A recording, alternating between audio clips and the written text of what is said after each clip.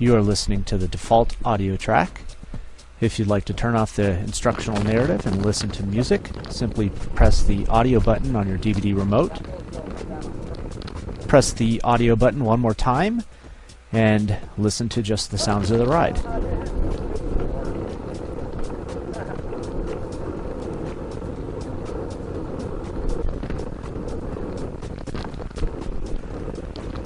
Everybody click in and just start a nice light pedal.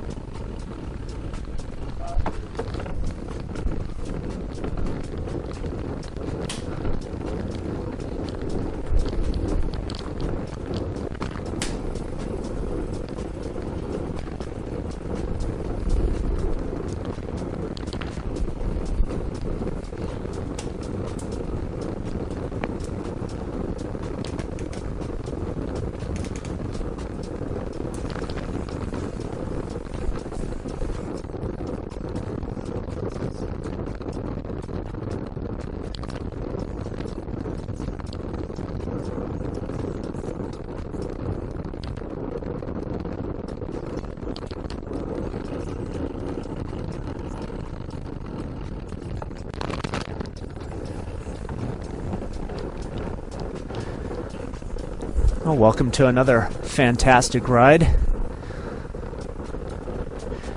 We're starting out central, well, not entirely central, but southern central part of Anchorage.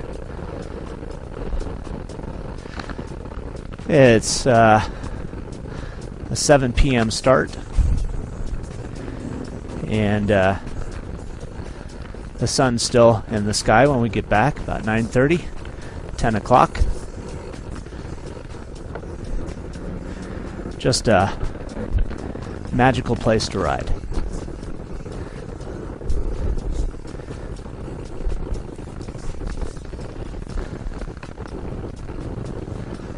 This was my second ride with the Arctic Bike Club. The first one was from Indian to Girdwood.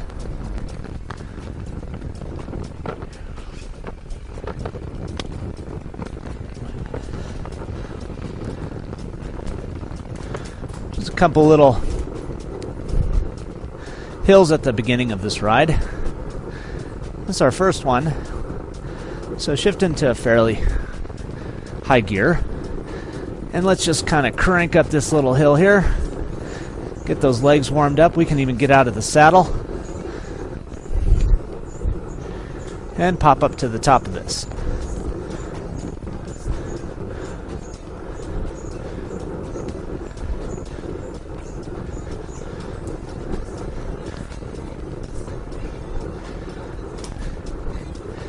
And that's it. Just enough to lift our heart rate to the aerobic zone.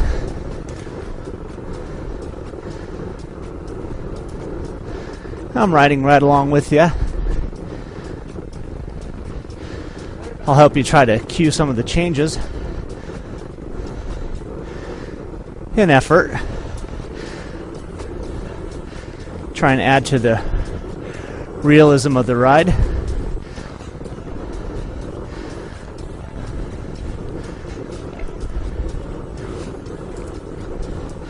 But this is a training to climb ride, which means that we've got some nice little efforts coming up.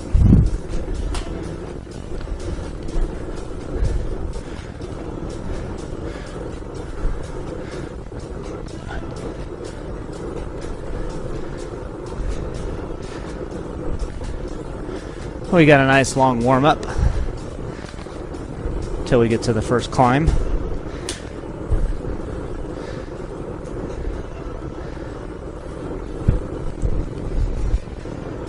And then it gets pretty ugly. So we'll be talking a little bit about methods for training to be a good climber, or just ways to improve your climbing skills. For those who watched other videos, you Probably realize I'm the last person who should be talking about climbing.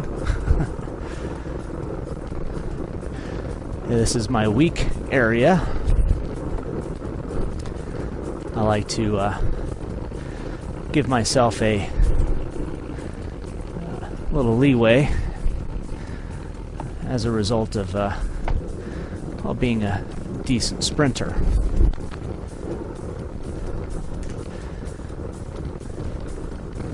When I started cycling back in the 80s, and I know I'm giving away my age here, I was 135 pounds, and I was almost impossible to keep up with on the hills, and that was my specialty. And there's a lot of teenagers out there now who can climb, and they just need to wait a few more years. A few years and a few beers will slow them down on the hills.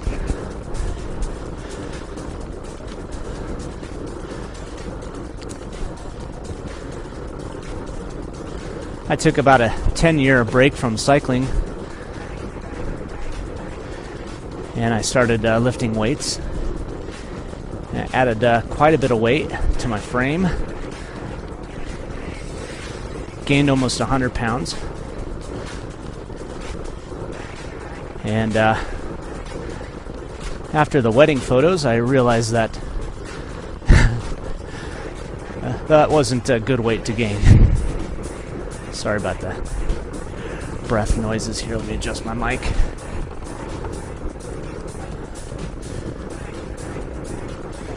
So I was shooting for higher weights and going for muscular poundage. And after my first son was born, decided that I should pick up cycling again. And I was trailing him around Reno, Nevada in a bike trailer. And after about 6 months of that, I figured I was in shape to go ride with the group, and I had my butt handed to me, especially on the hills. I was carrying around over 200 pounds still, and I was slowly but surely losing the weight. And today I'm still on the heavier side compared to elite climbers at 165 pounds.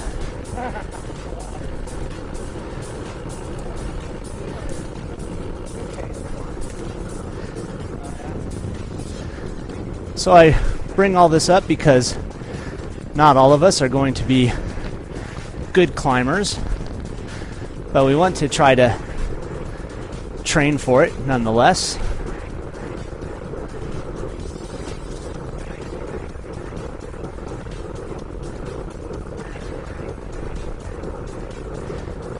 And there's a certain prestige that goes with being a good climber. The winners of the big races, they're all good climbers. Lance Armstrong,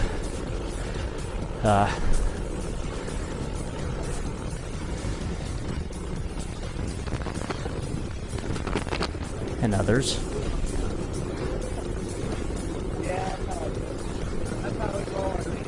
And you watch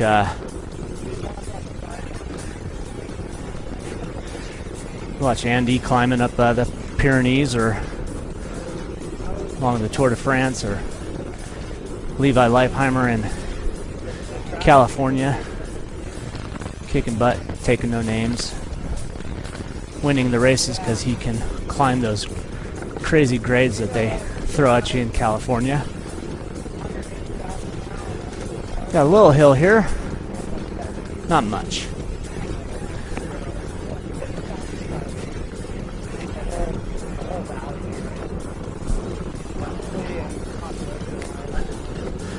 And so when you're out there, whether you're riding a century ride or a club ride or just encountering people on the road.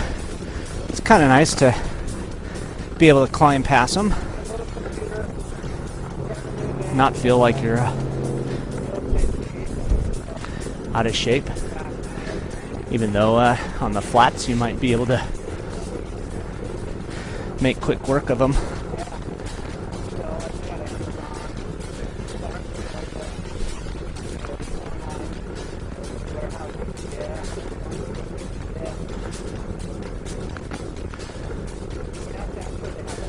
So we're slowly approaching the southernmost part of Anchorage.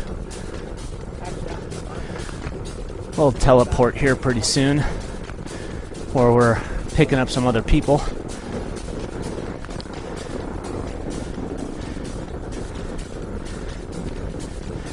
And I just cut out the footage.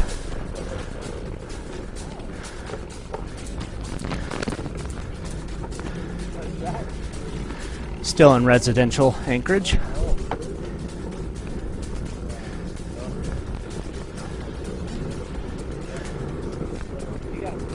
Again, we're keeping it easy.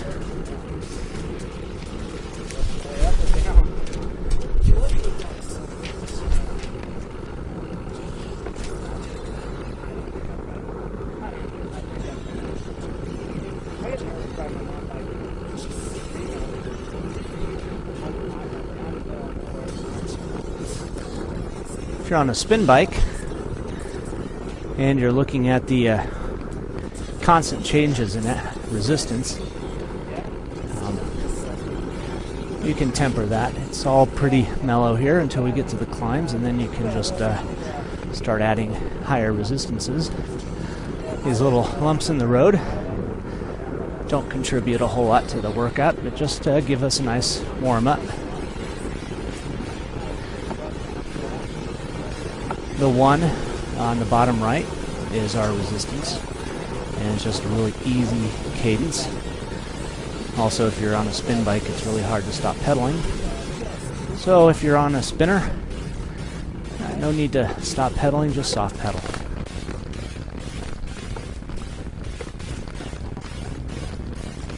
If you're on a trainer, you can follow those resistances or those changes in gear ratio real easy, and it just kind of helps suck you into the ride a little bit more. If you notice on the bottom, you'll see 2 graphs. The upper one is the hill profile. You can see where that mountain is compared to where we're at, so about halfway there. Below the hill profile is our effort profile. And you'll notice that there's a bunch of little red spots. And those are high efforts at about 90 to 95% of our max. And in between those high efforts are gaps. And those were rest areas where we waited for the group to catch up. We won't have that luxury on the trainer. We're just going to keep rolling. It's going to be one big fat red spot on that effort profile.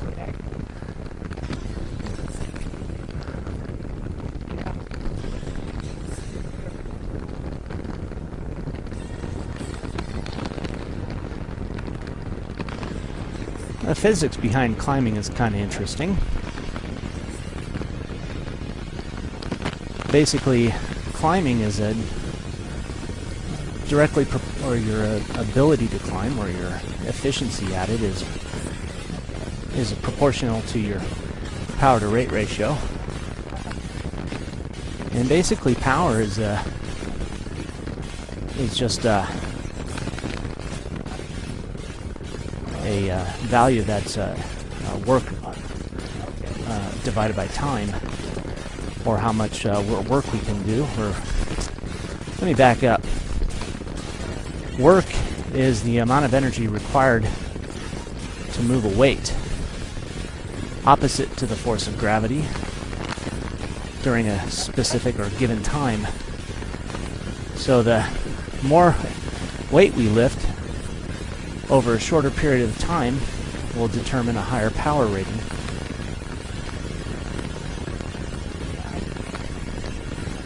and or a higher work rating, I'm sorry. And then power is defined by the work divided by time. So the more work we do in a shorter period of time, the higher output we're doing. So basically, if we're lifting a lot of weight and the time is short, we're generating a lot of power. Just to give you an idea, 1 horsepower is equal to 760 watts per second.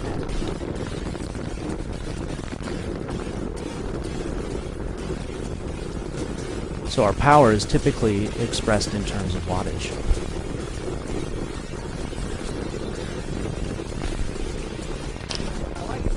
That's my engineering geekitude surfacing. Apologize. So basically what I'm trying to say here is that if you're going to climb, it's going to require more power to climb faster, or it's going to require more power to carry a mass up the hill. And what we want to try to do is minimize the power requirements in order to do that. Because all that power comes from your legs, from your heart. And the more we put on the table, the less we're going to carry with us. Power is like a bag of marbles. You only got so many marbles, and every time you have to drive up your power, you're dropping a handful of marbles. And so we've got to try to conserve them to sustain us through the end of the ride. That's a really bad analogy, but it's the best one I got.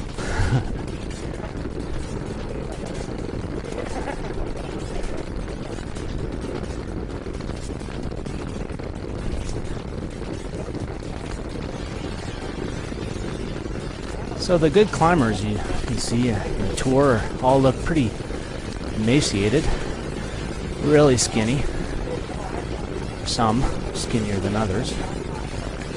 And basically there's a little rule of thumb if you look at the averages, the weight to height ratio. They carry about 2 pounds for every 1 inch in height. And that's your elite climber status. And not only are these guys lightweight, but they're conditioned, they're strong, and they can fly up the hills. So if they follow this guideline, this formula, because they want to win races. So if you want to win a race to the top of a climb, you have to lose weight.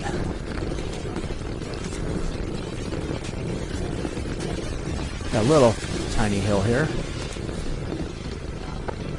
Add some resistance and come up to the top. Get the heart rate up.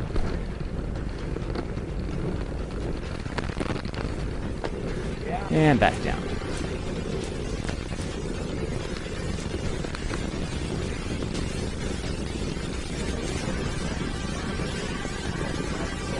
It's kind of a slow, soft pedal here.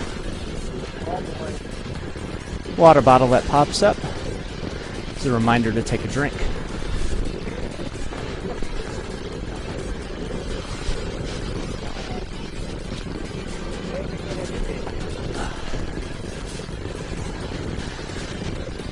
Sometimes it's hard to remember to take a drink, especially when you're working hard.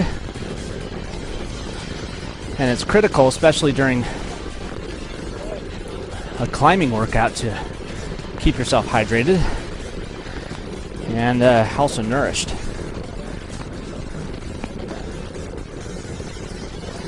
I like to take a drink about once every 10 minutes when I'm in a fairly relaxed mode. And when I start going a little harder and I'm sweating, about once every 5 minutes.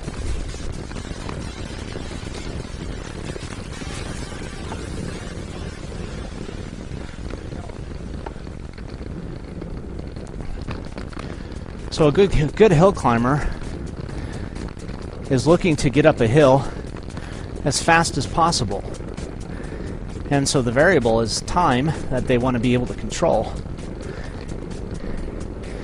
Power is not their key requirement. They don't really care about how much power they produce. As a matter of fact, they want to try to conserve that as much as power as possible. And there's a lot of strategies in order to conserve power.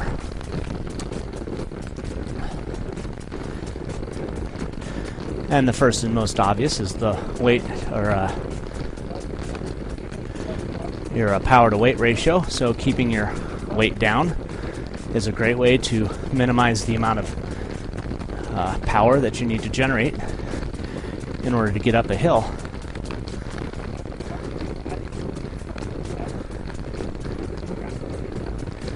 And then another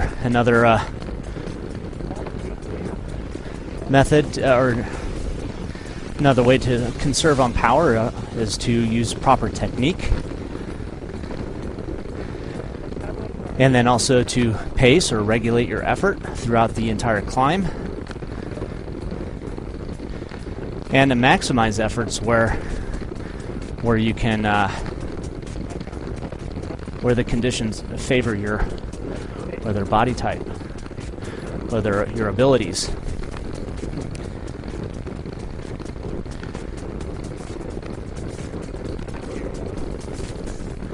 We'll talk a little bit about technique. We'll talk a little bit about all of that. Weight, technique, regulating efforts, and maximizing your efforts when the conditions favor you.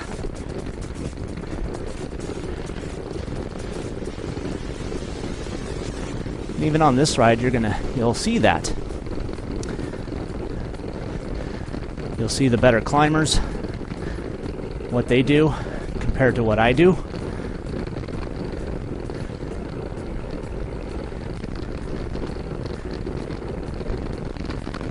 And the best climber, if you ask me, is actually the ride leader. We'll follow her up the hill. Her technique is almost flawless.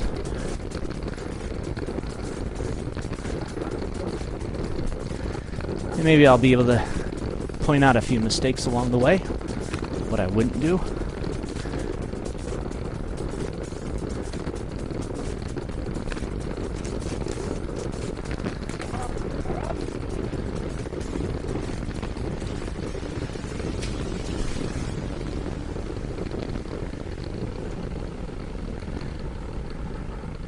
So some of the things we should focus on before we actually get to those hills in technique, which is coming up pretty quick, so I'm going to just run down the list here.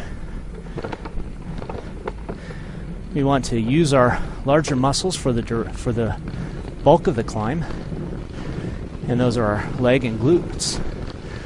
So we want to try to train ourselves in the saddle. You're a more efficient climber when you're in the saddle and not out of it. But we will do a little out of the saddle work because we need to see how that feels and how that changes the dynamics of the ride.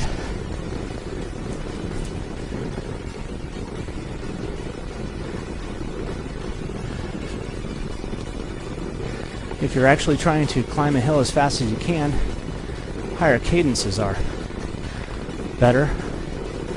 Cadences of around 80 to 90 RPM is where most climbers try to sustain. So they'll use a gear ratio that they can maintain that cadence, but for the purposes of training, we want to train those powerful muscles. We're going to use lower cadences for that, of around 50 to 70 RPM. It's going to make our legs work a little harder, make us a little sore. It's going to break down the muscle. It's not a racing technique, it's a training technique.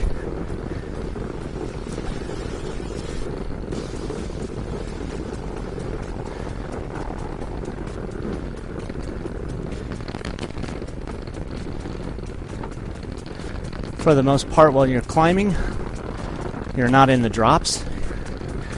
You're on the hoods or out of the saddle. You should find a comfortable hand position that opens your chest up so that you can breathe easily. The wider your arms, the bigger your chest cavity, and the more airflow you can get in, which improves our efficiency.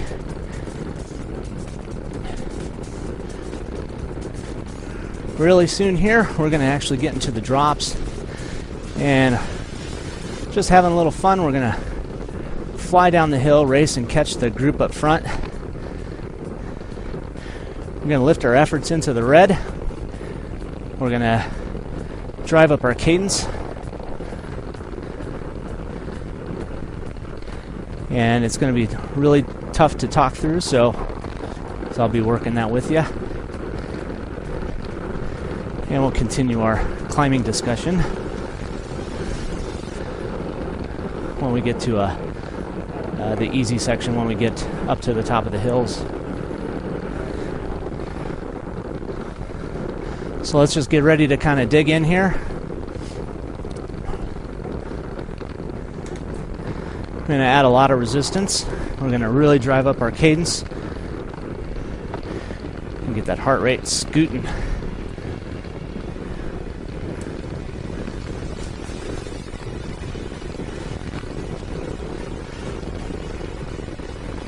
Let's get into our drops here, start adding some resistance, and pick up the cadence.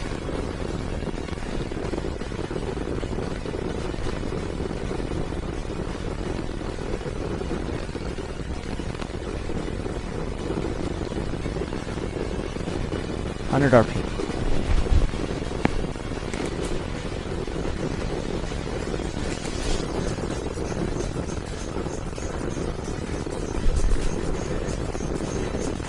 Get those legs cooking.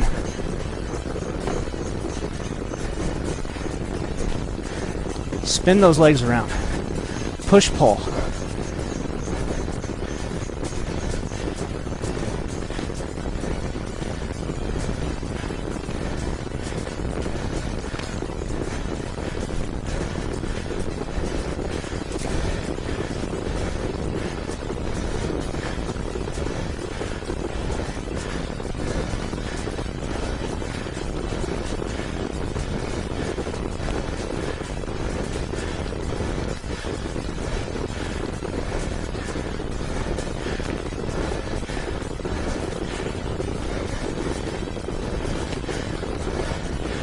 Little hill.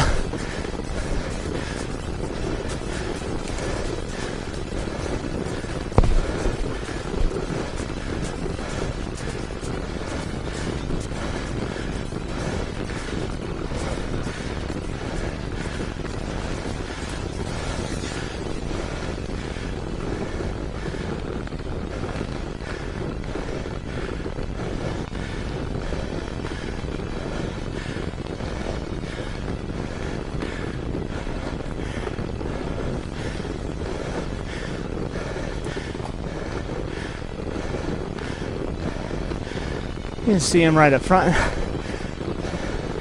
Not going to catch him.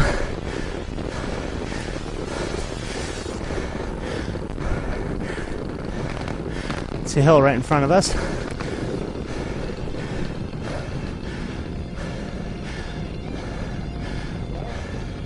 It starts out real steep, so we'll be getting out of the saddle. Put on that resistance. Going up to a 10 out of 10.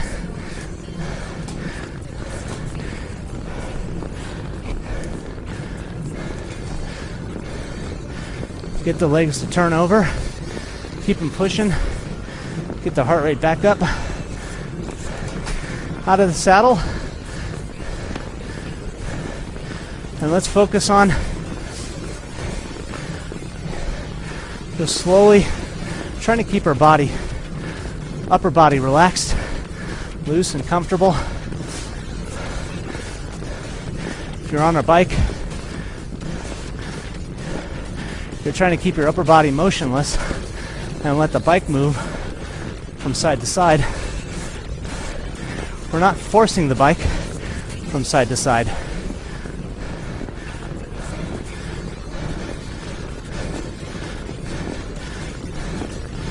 Just dancing on the pedals.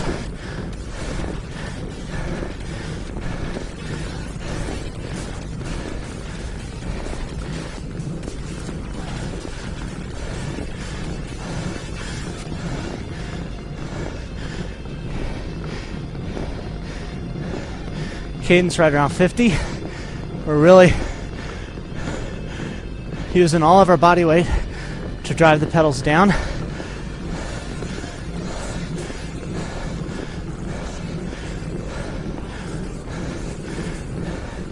Your trainer should be rocking a little bit and back in the saddle. Take a little resistance off. Let's keep the legs turning. We got a little break here.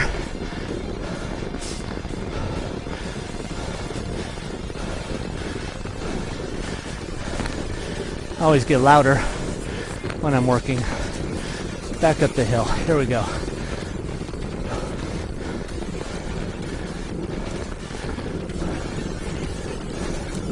Big ring up front. 8 out of 10. Should be really feeling that grade. Let's get the cadence at around 60. 65 RPM, so use a gear that you can do that with. 70 RPM.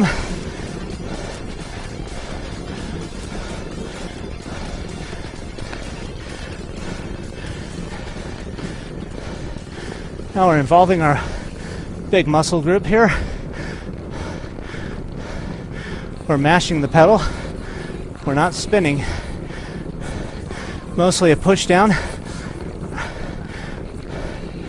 No pulling up.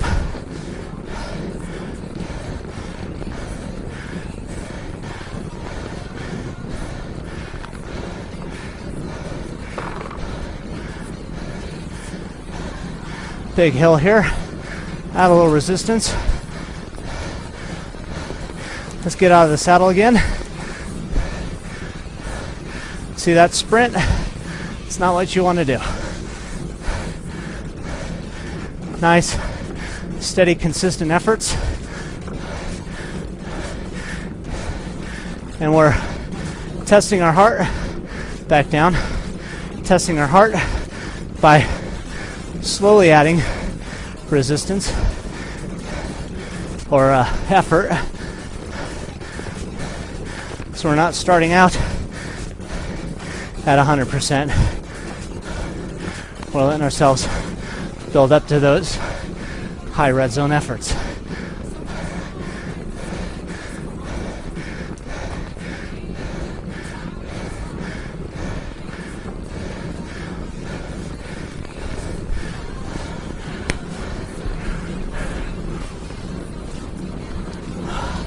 There's your drink indicator.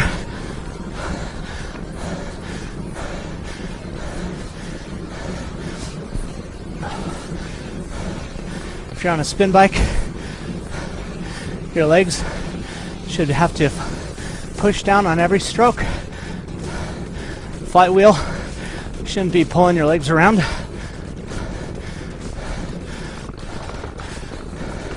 Hill is shallowing just a bit here.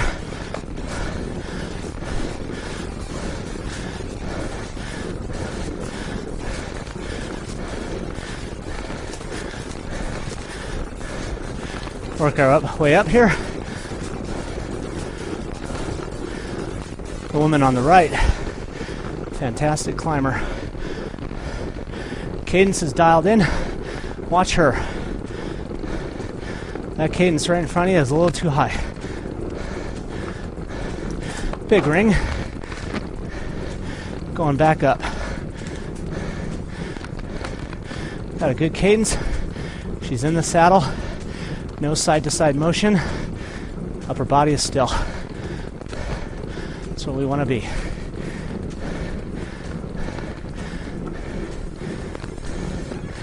Remember, we're training at lower cadences, but if you want to reveal the true intensity of this workout, you can pick a higher one.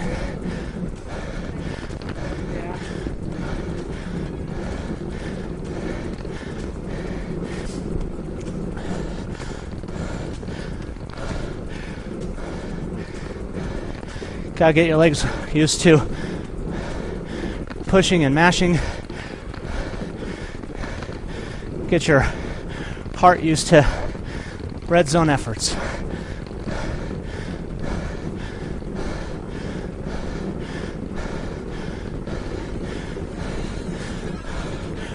Almost up.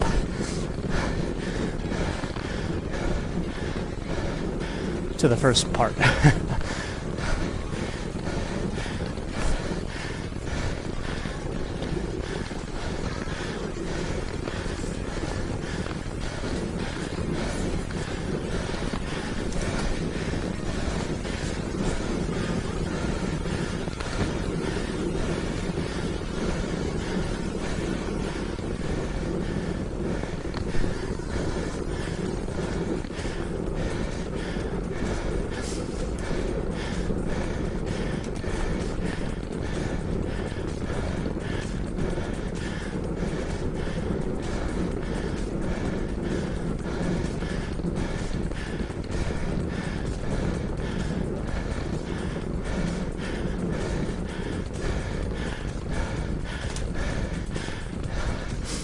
And this is where our rest stop is, but we're going to keep going.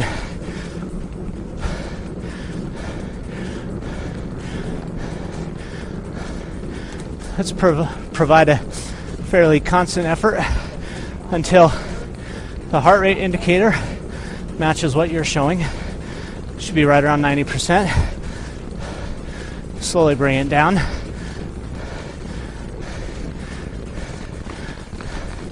Not letting your heart rate drop below 85%.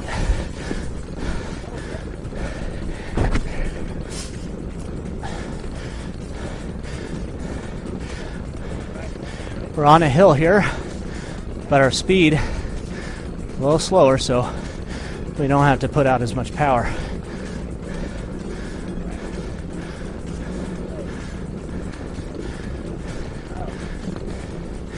Once we start trying to improve our time or our speed, we gotta generate lots of power.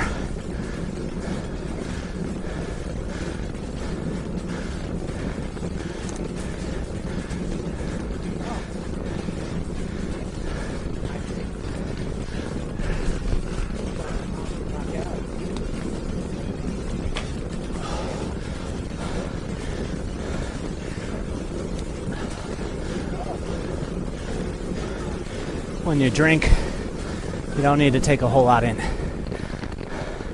As much as you can get in one breath. Got a little grade coming out here, so go ahead and add some resistance.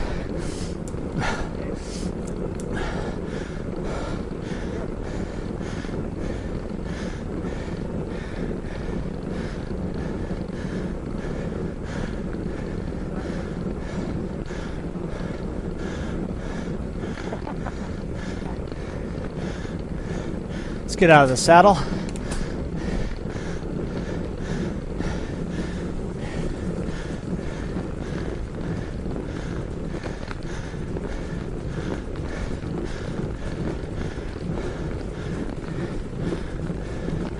Light on your hands. Don't forcibly move the bike from side to side. And back in the saddle.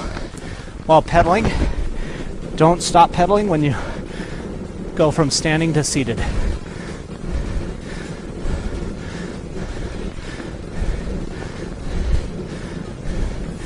Pretty steep here. Let's add some resistance. Get those legs working. Let's go up to 10 out of 10 and out of the saddle.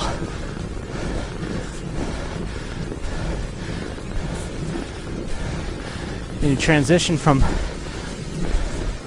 seating to standing, just slide yourself forward, right out. You don't need to get too much height off the saddle. You're really just shifting your weight forward of the saddle.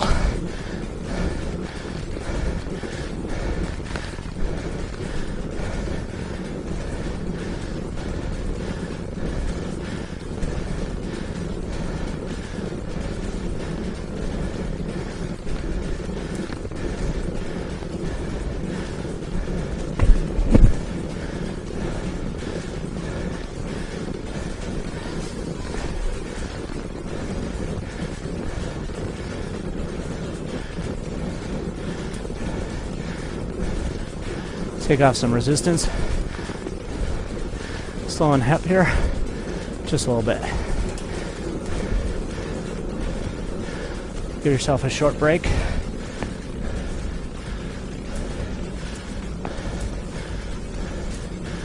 We wait for others to catch up.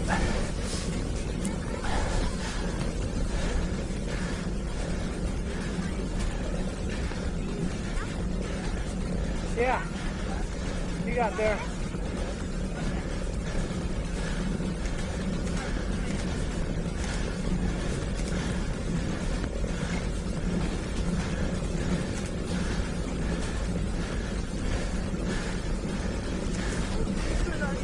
Keeping the cadence slow, or just slowly working our way up. Letting our heart rate recover. We'll have a short recovery here, and then we hit Rabbit Creek Road. You can see on the hill profile we're almost halfway up.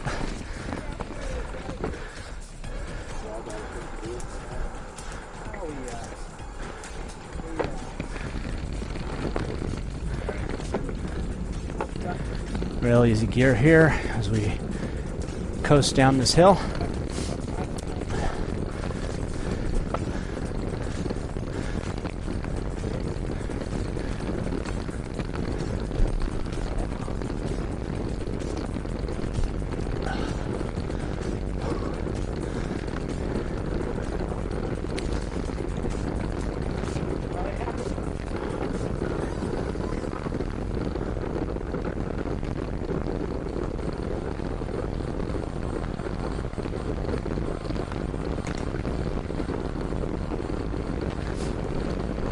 Watching the heart rate slowly drop down into the 70s. We're going to lift it right back up again.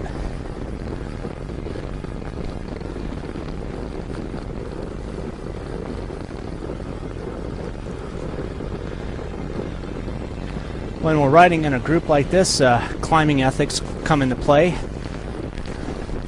A lot of people don't really think about this, but when you stand up to climb and you're out of the saddle, and some of you guys have probably maybe even clipped a wheel when this happened to you, when the person in front of you comes out of the saddle, there's always a slow or a quick deceleration, and if you're on the wheel, you'll bump wheels. Let's add some resistance here. So what we want to do is announce to the group behind you when you're getting out of the saddle, and don't just pop out, unless you know how to accelerate so smoothly that it doesn't affect your speed. Putting in a nice heavy gear here. Cadence should be right around 65, 70.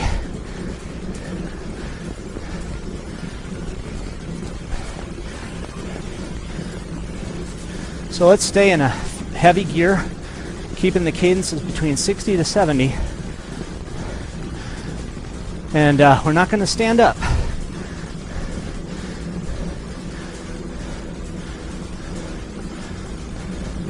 We're going to keep the demand on our legs all the way to the top.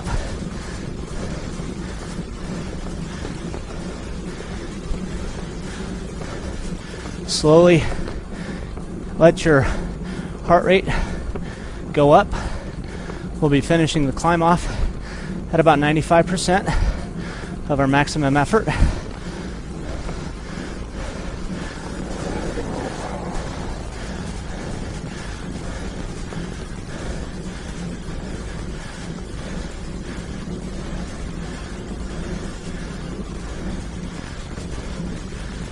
Focus on keeping the upper body stationary.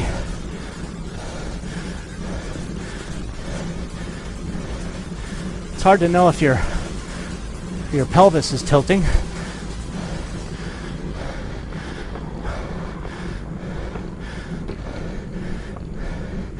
But usually if your pelvis rocks back and forth, that's a flexibility or a bike fit issue. You can see her up front. She's a great climber. A little bit of rock in the pelvis. The downstroke should not make your butt rock from left to right on the saddle. Real steep here.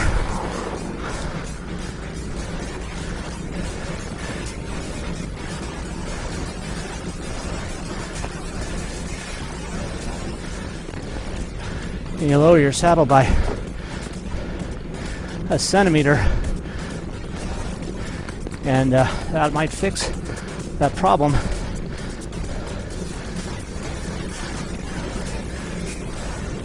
Of rocking. And the real drawback to rocking on the saddle is discomfort, chafing.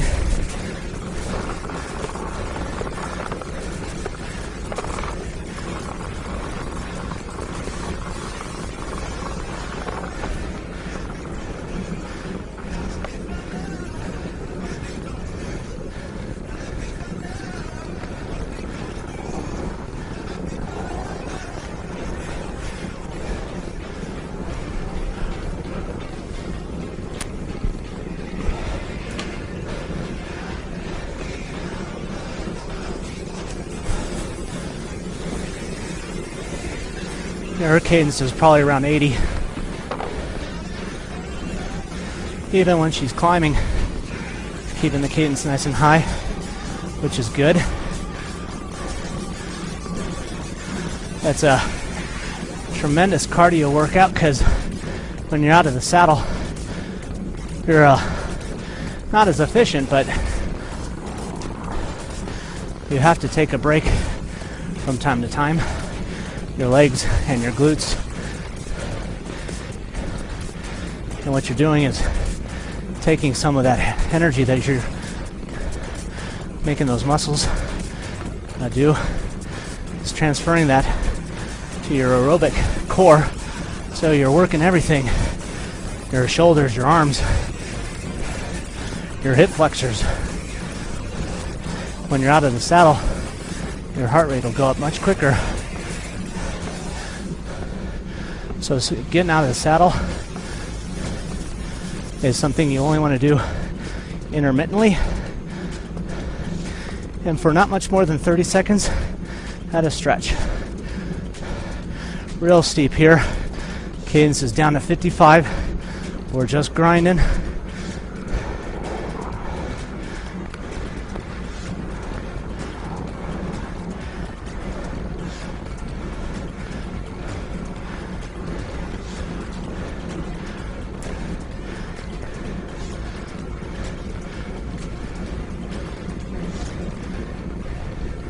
And we're almost up. We got a short rest. Of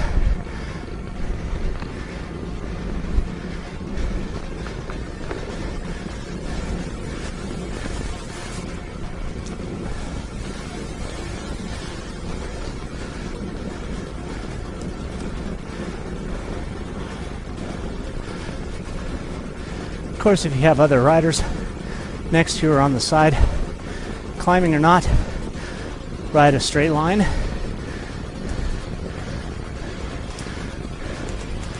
Taking off resistance here. Watching the flyover.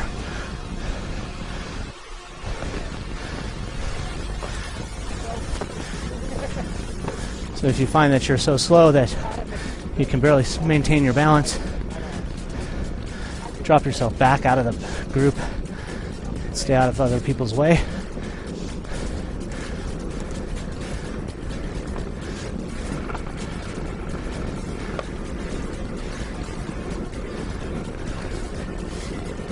We can drop the efforts here a bit.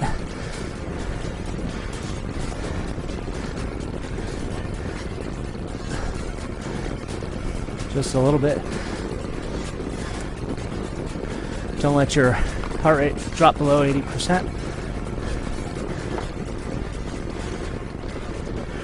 We're going to start doing what I had indicated earlier, which is maximize efforts when conditions favor you. And this is where they favor me. Flat, downhill. Really going to pick up the cadence here and up our speed And then let's get on this guy's wheel here, so add some resistance. And up the cadence, pedal hard up to him. Get in the draft, drop the resistance. Keep the cadence up. Let the heart rate go up.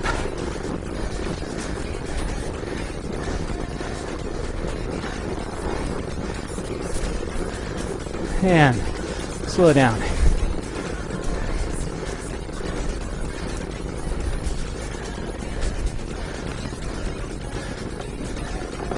That guy in the blue jersey keeps us working for the rest of this descent. Or mountaintop, I guess.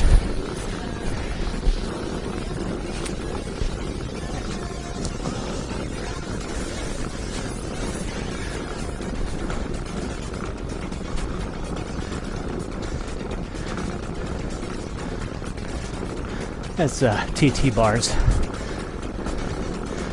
That's what it is. Keep telling myself that.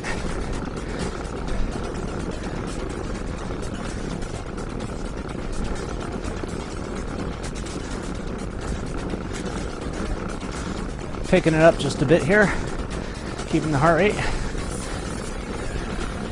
in the anaerobic zone.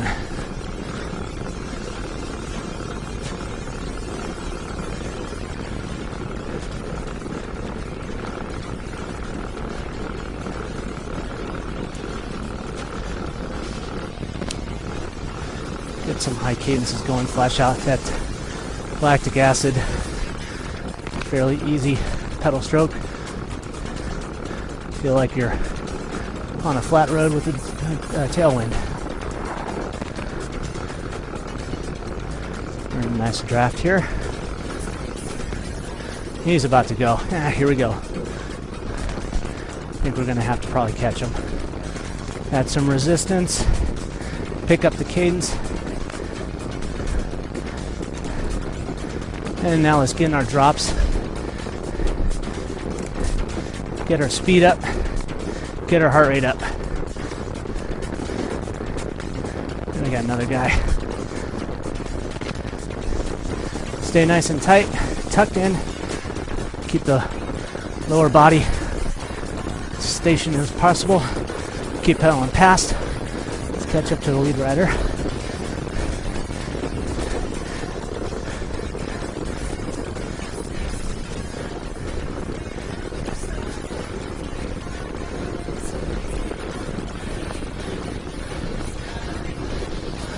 Let the cadence drop a little bit. Get on his wheel. Coast up to him.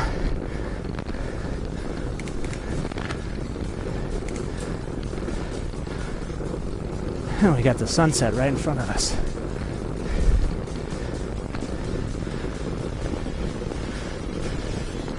The sun didn't drop a whole lot further than this till about 2 or 3 in the morning when it finally dipped right below the horizon.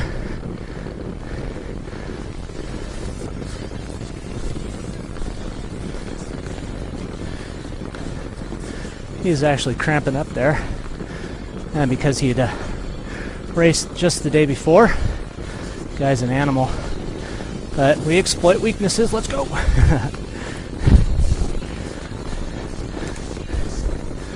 Just kidding.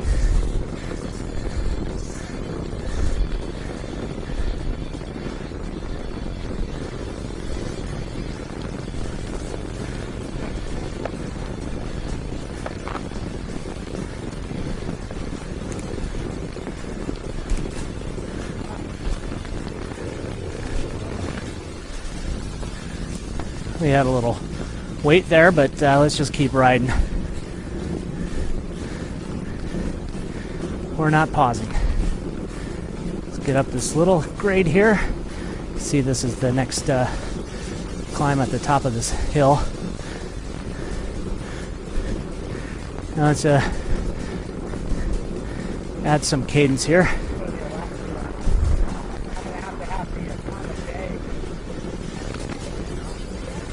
We're not going to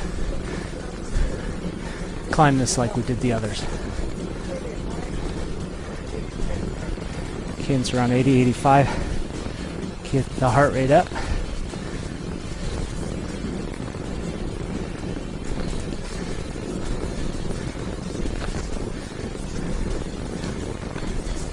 And we can work on spinning here where we're pushing down and pulling up at the same time.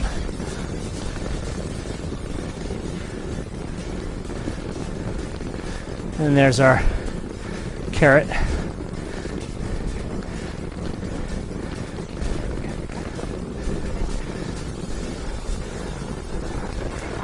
Big ring up front.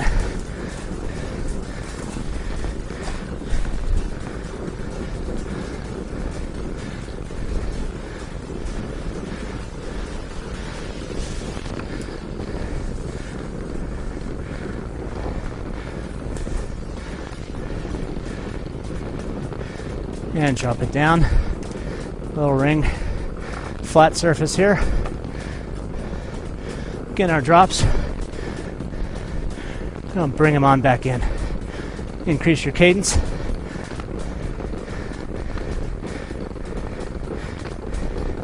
Chase cadence. 100 RPM.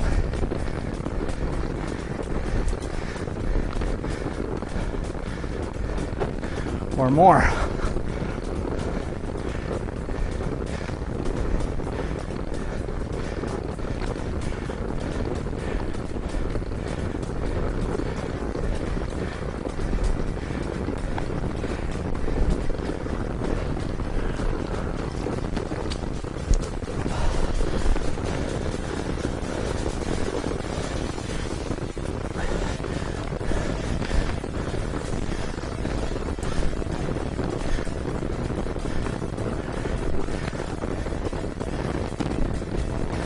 We're descending real nice here, keeping the cadence real high.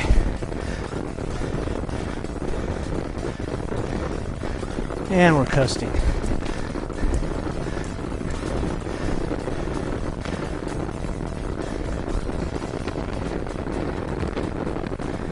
Ran out of leg speed there. Let's pick it up here. Add some resistance for this hill.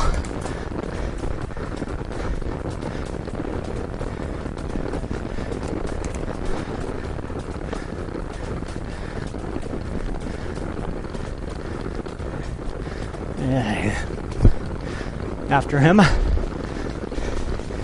in the draft. Drop some resistance. Keep the leg speed up. And we're slowing here. Stop sign.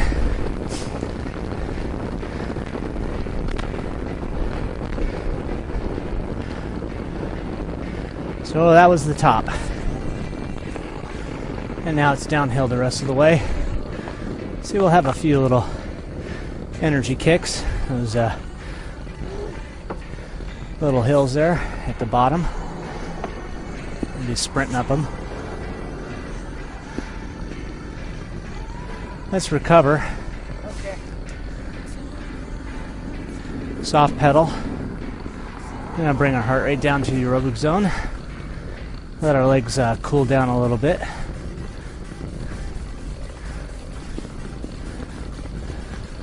This ride's not over yet. The hard part is, but the ride isn't.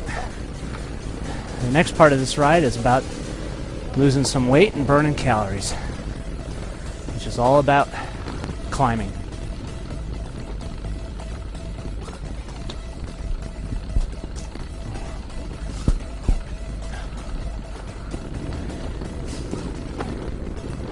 This is an hour-and-a-half long video, which is really going to trigger your body to start burning some of those fat cells. And we're on a car wheel here, so let's add some cadence, get behind him, and then we're just going to tuck it down to the bottom.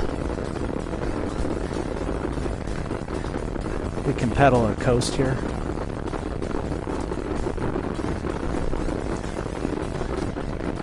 Just soft pedal, keep the legs warmed up.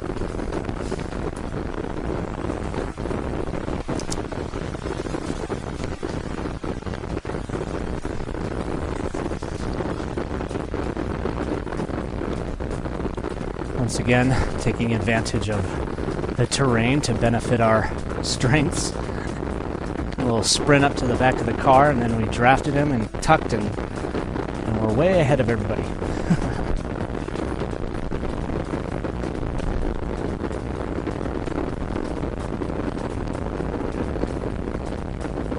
So I was trying to talk a little bit about proper technique through the those climbs, and covered a lot of it. Just a refresher, use the when you're climbing, you should, for the long hard climbs, half an hour climbs, minimize out of the saddle work and stay in the saddle. The only time you should really get out of the saddle is if you're trying to have a little burst of acceleration, and that may just be to demoralize whoever is maybe on your wheel.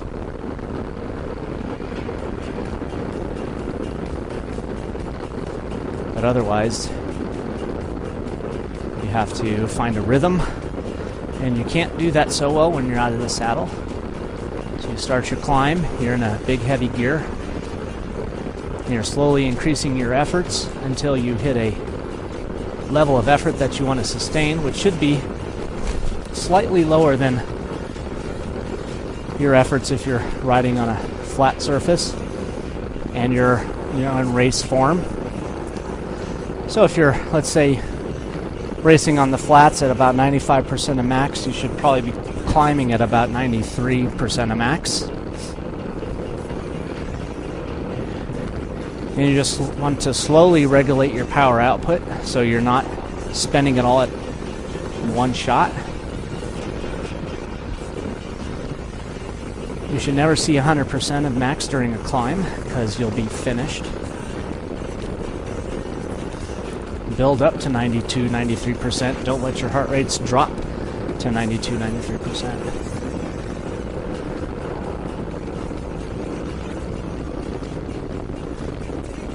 When climbing, try to maintain a higher cadence of around 80 to 90 RPM where possible. Sometimes the hill will just get too darn steep and you have to suffer through those painful, slow cadences up to the top. So the steep hills are great for training on, where your cadence is around 60 to 70 RPM. But if you're ever racing on a course that requires a little 1,000-foot gain, try to keep your cadences as high as possible throughout that climb, around 80 to 90. Don't want to see 100 plus. Some climbers do, but there's a limit to where your body's just not efficient at higher cadences, like a car engine. So the group is back on here, and we're gonna start riding with them. We got a little climb here that's gonna get our heart rate up to about 80%. So let's start pedaling and add some resistance.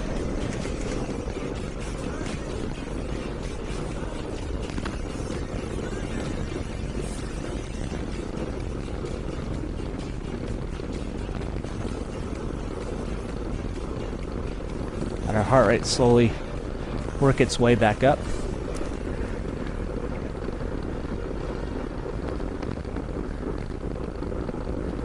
My preferred climbing cadence is about 80 RPM.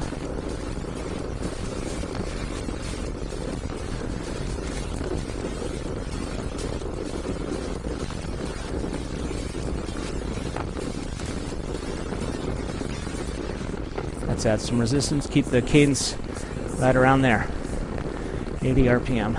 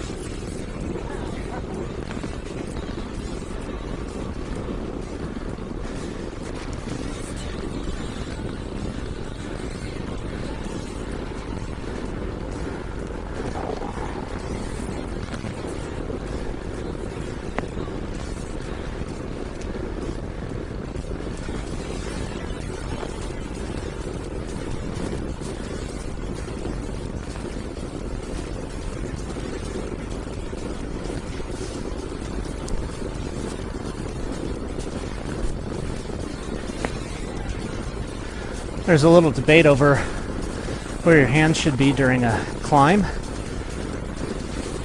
and where your butt should be placed on the saddle. And you start really looking at preferences here, but typically during a climb, hand placement should allow you an open diaphragm so you can breathe easy. Wind resistance isn't so much a factor when you're only going 10 miles an hour. But we need to be able to breathe, so open up the chest. Some people think that if you're up higher in the saddle, or say your hands are on the top bar, that helps. But that's a good position to be in if you're really not trying to win a race. Stay on the hoods. You know, if you're up higher, you may be hurting your efficiency. The maximum power from a pedal stroke is akin to, let's say you're getting ready to jump as high as you can, and you're starting in a squatted position, and you're trying to accelerate upward as hard as possible. At what starting point will you be able to achieve the highest elevation? Watch a basketball player and see how far down they squat. They're not going to squat all the way down to a seated position. They're going to bend their legs at about 120 degrees and push. And your bike position is very comparable to that. And also look at the angle of their upper body to their lower body. What's the angle between their thighs versus their back? Well, if you can get and measure your how high you can jump and experiment with different starting positions, determine which position gives you the highest spring, that's exactly the same position you should be in on your bike. So you're not all the way down, but your back isn't straight to your back is not vertical to the ground either.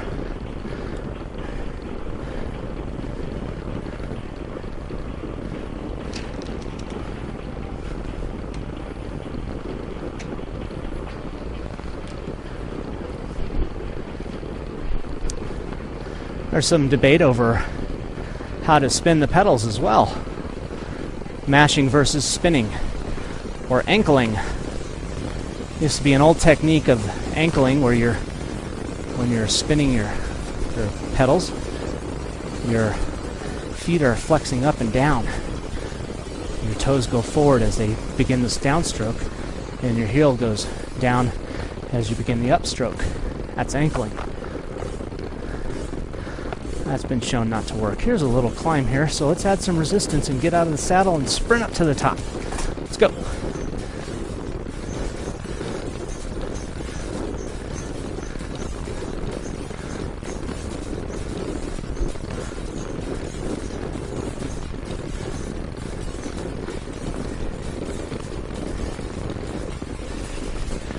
And take it off.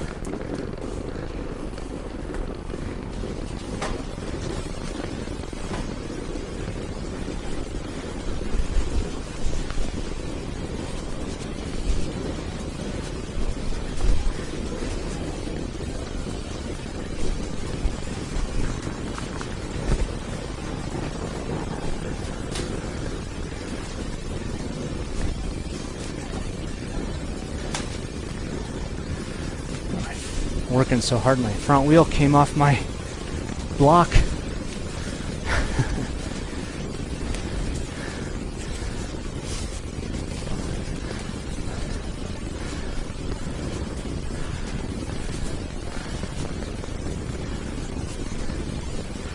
So I'll recover here a little bit.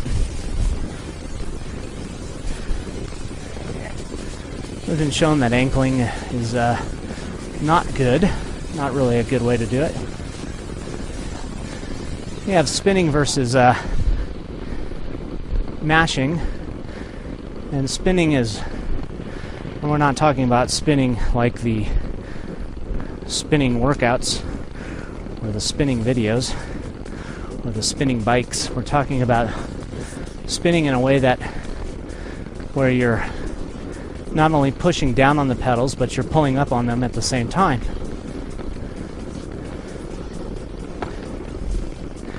And that's a great training technique. Can't say that that's how I would race. Let's add some resistance for this hill. We got another little acceleration up it.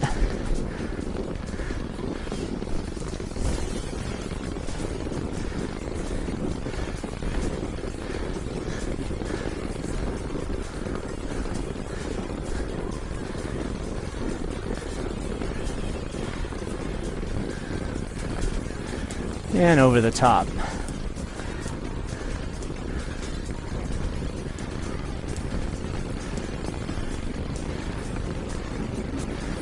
When you're spinning or pulling up on the pedals, you're involving your shins or the muscles at the front of your leg. You're involving your hamstrings a lot too.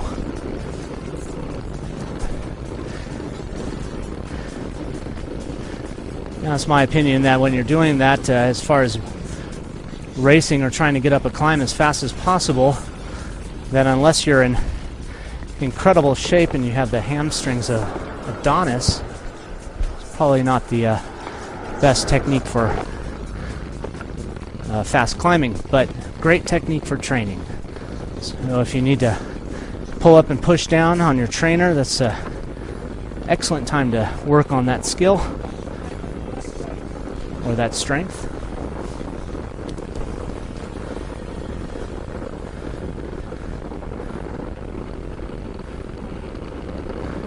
At the most, when you're spinning, is just trying to make your leg as light as possible on the upstroke, so that the downstroke, you're getting a maximum acceleration in the revolution.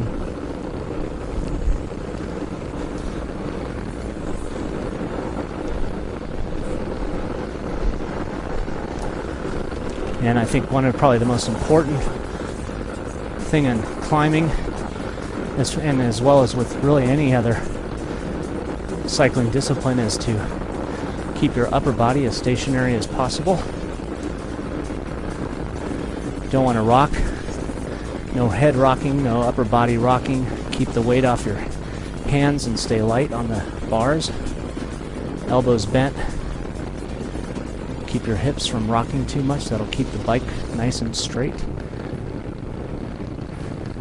If you can ride on the white line, that balance and technique will not only allow you to be a safer cyclist, but will also make you a stronger one.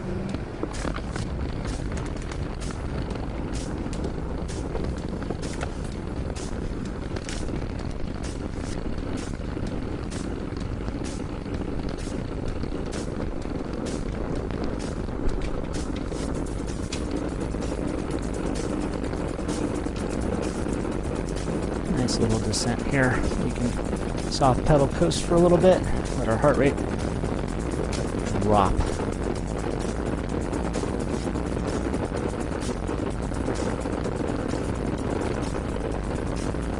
Of course, while you're climbing, regulating your effort is critical.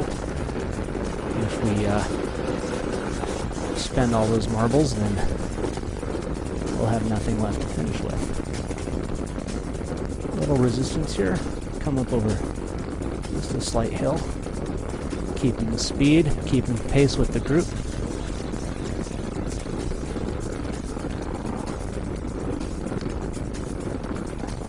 And the best way to regulate your effort is to let your heart rate slowly approach your heart rate goal.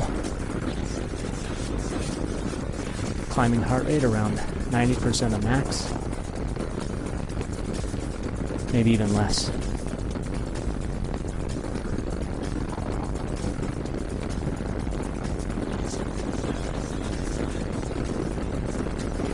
And then slowly work yourself into a rhythm. So you'll have your heart rate dialed in, your cadence dialed in. And the only thing that'll shake up your rhythm is if you start to panic. Say somebody passes you, and you hear the announcers for the Tour de France say this all the time. He looks like he's panicking, or he's not panicking, meaning that he's not changing his rhythm, and he's not adjusting his effort for the race itself. He's riding his own race. Basically, every hill climb is a time trial up to the top. And once you start trying to ride somebody else's ride, you're going to screw up your rhythm.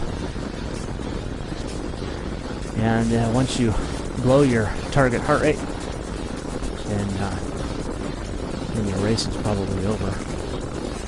Or it's slowly work yourself back into it by reestablishing that rhythm and keep climbing. And there's a lot of racers out there, especially in the group rides, and there's some guys, I laugh because I had a friend who always tried to shake things up. Have a climb and he'd start sprinting up to the top, and everybody in the group would sprint up after him, and I'd shake my head, and because by the time they were up to the top, everybody was blasted, and whoever let the ride go, maintained the rhythm up to the top, just kept driving on, and the group behind was spent. And Dan, he'd laugh, because that's exactly what he wanted to do. Just to mess with people. You can always tell the disciplined or the disciplined rider who's been riding a long time or racing, and they won't let anything shake them up. They'll just ride their ride, and then they'll wait till the end of the ride, where they'll go 100% and just kill you on the sprint. Because if you're racing, ultimately, it doesn't matter how you look or how you're doing during the middle of the ride. It's all about the finish. First one across wins.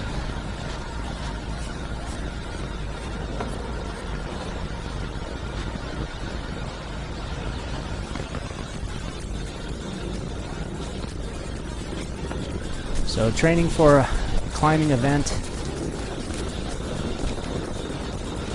good training technique or things that you want to do is on some rides, and not all, because there's so many different aspects to climbing and training for a climb. And one is just to increase your power output and try to maximize your power and just bury your legs and work those low cadences and increase your muscle strength. Whereas the other one is to learn how to regulate your efforts by changing your cadence to a higher cadence so you're not blowing up your legs, and restricting your heart rate to about 88 to 90% of max, so you're not shooting up to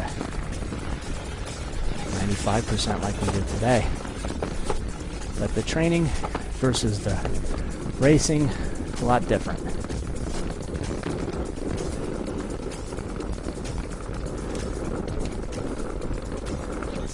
Let's slowly just keeping it easy here. Just keeping the pedals turning with nice easy gear. Watching the sunset. Staying with the group. Having a nice conversation. Nice people.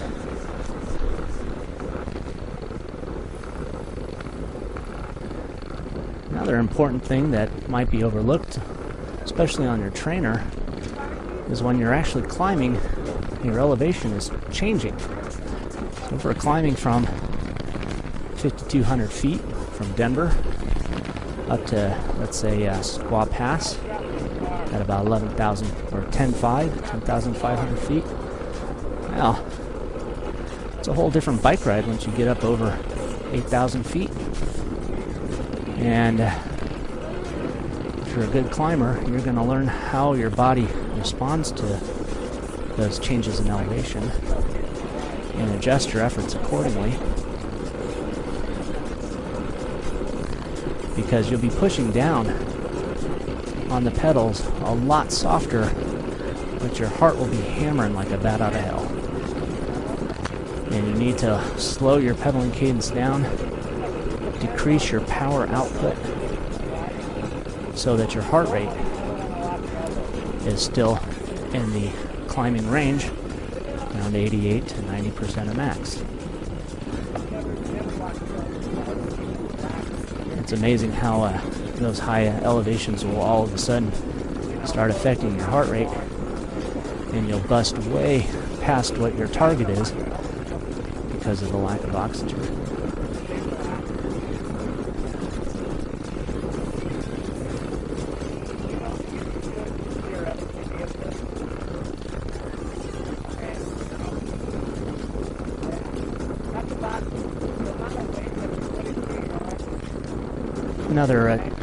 There's two types of hills that you may need to train for. Long, steep climbs, which today was fairly long and fairly steep.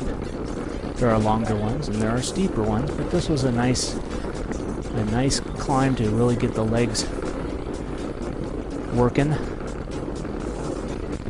And I would categorize this as a longer climb.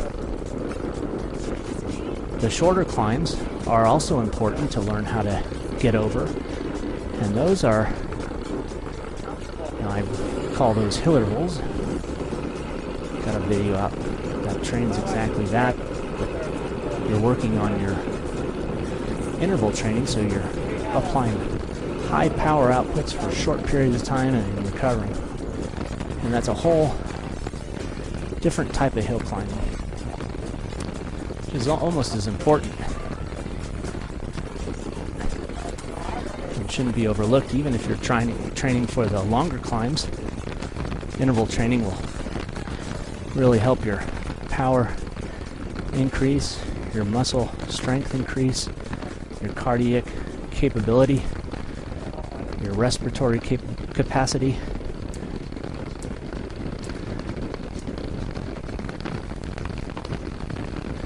A rapid expansion of your lungs during those sprint climbs, increase the volume of your airflow.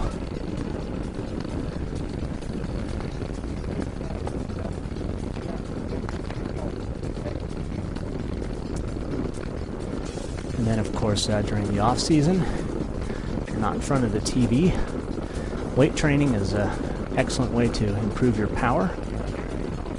And you don't necessarily have to worry about increasing your body weight as a result of weight training, as long as you do it right.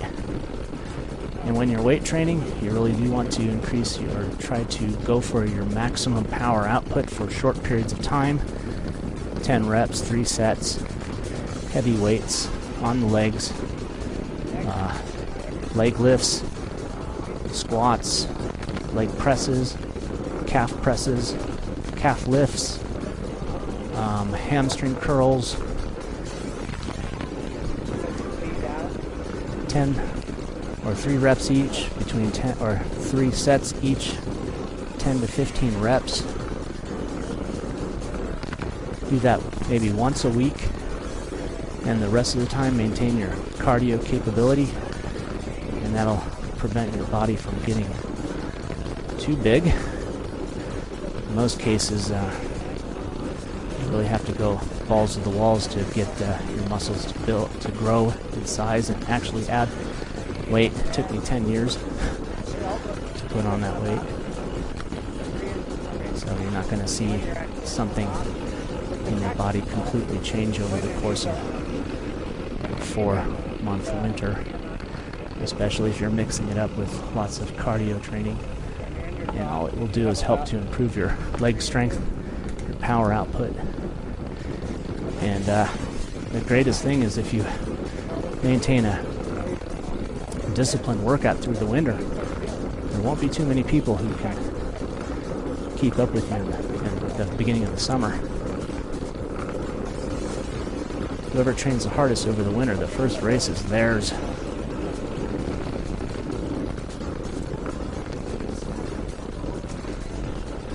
Right after this light, we got a little sprint up to the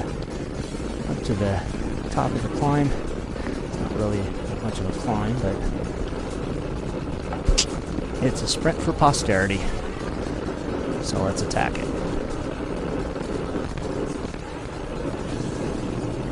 Look at our heart rate now, 60%. We're gonna sprint it up to about 85%. So nice fast hard sprint right after the light. Let's have some fun with this ride.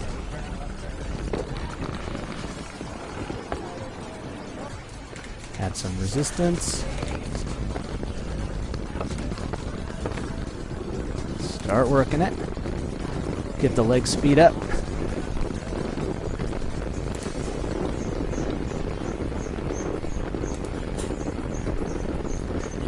Let's try to get maximum leg speed with that resistance up.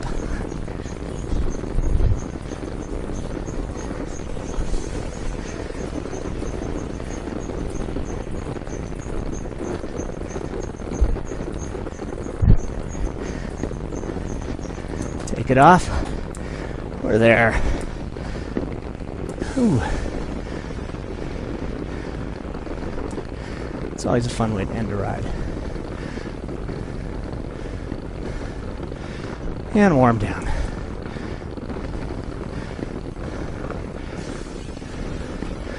That went up a lot harder than I thought. Well, that was fun. Hope you had a good time. Hope you learned a little something. And I look forward to catching my breath and seeing you again. This is BitBop signing out.